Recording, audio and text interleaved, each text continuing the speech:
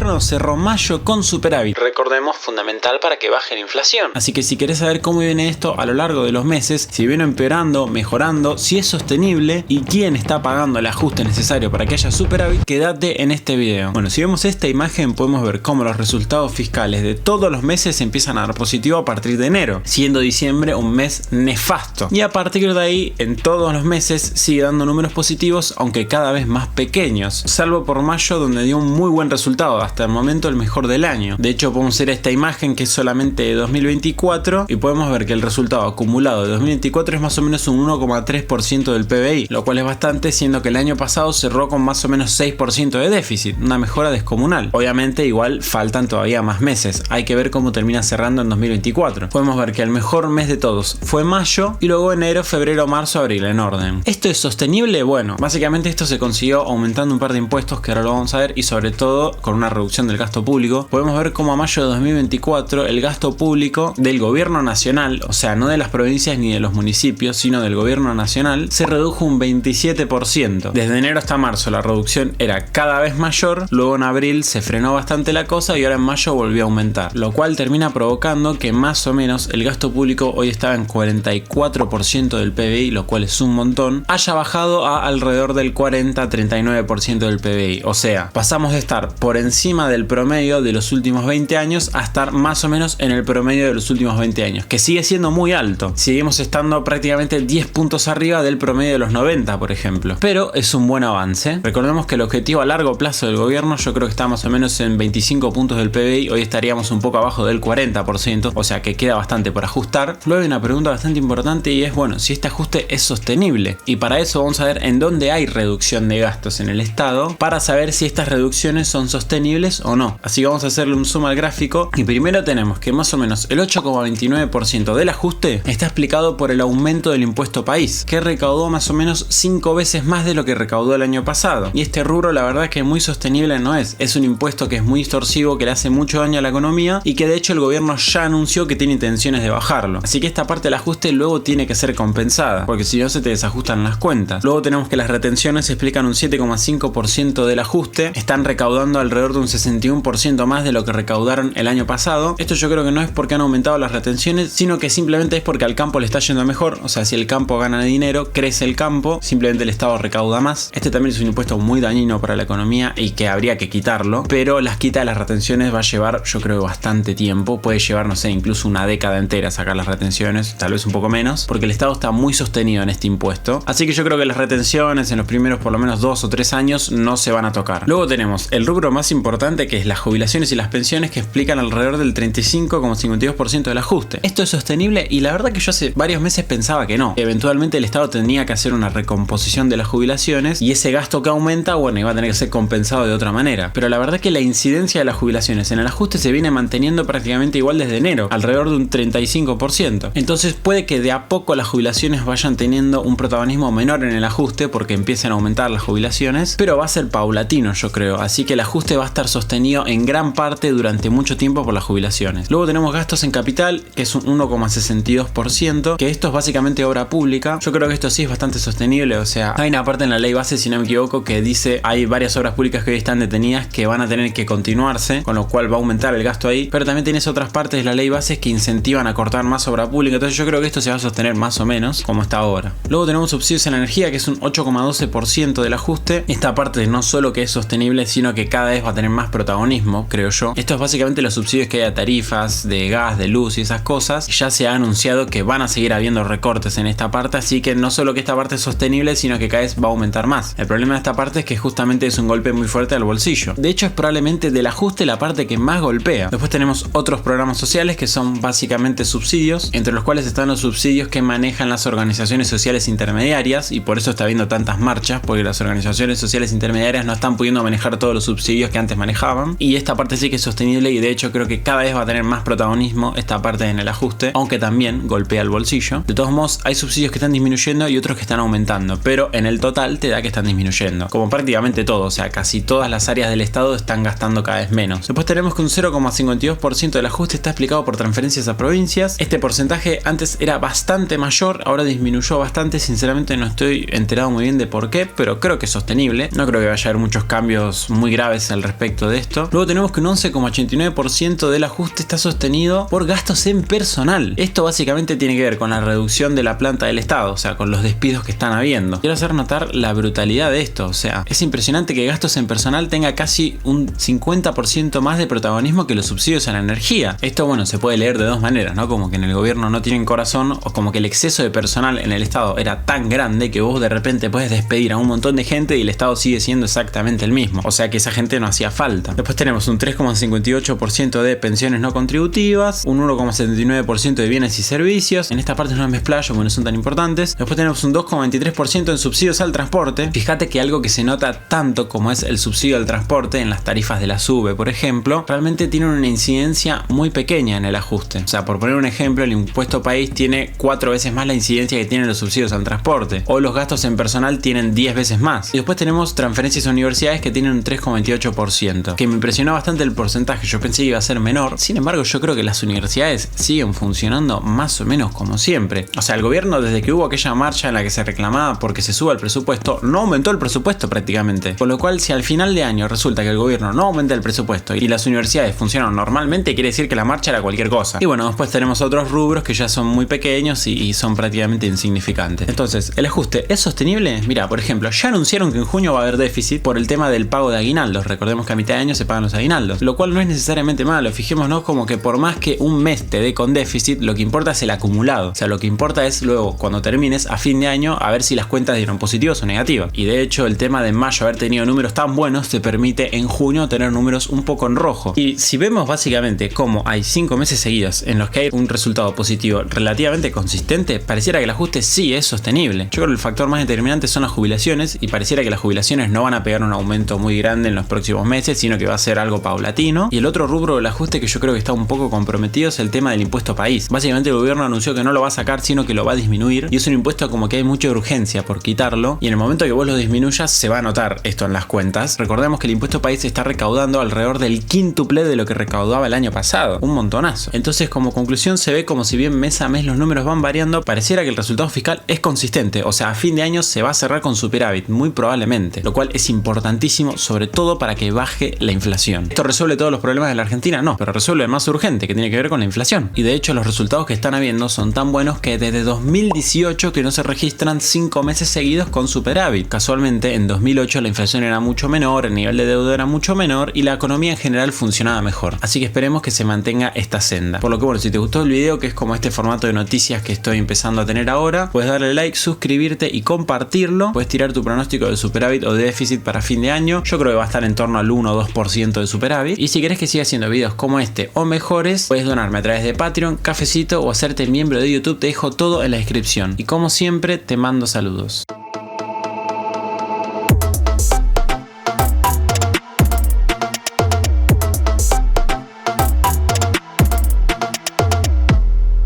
Gracias Alberto, gracias Cristina.